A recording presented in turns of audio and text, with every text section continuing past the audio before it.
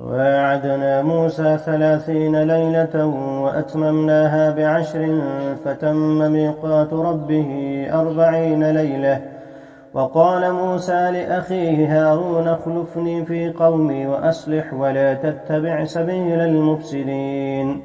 ولما جاء موسى لميقاتنا وكلمه ربه قال رب أرني أنظر إليك.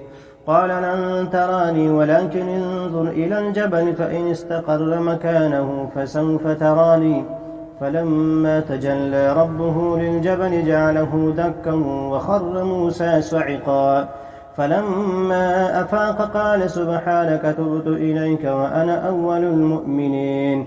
قال يا موسى إني اصطفيتك على الناس برسالاتي وبكلامي فخذ ما آتيتك وكن من الشاكرين.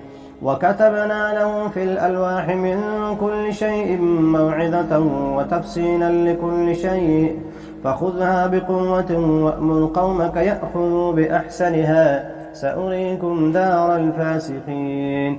سأصرف عن آياتي الذين يتكبرون في الأرض بغير الحق وإن يروا كل آية لا يؤمنوا بها وإن يروا سبيل الرشد لا يتخذوه سبيلا وإن يروا سبيل الغي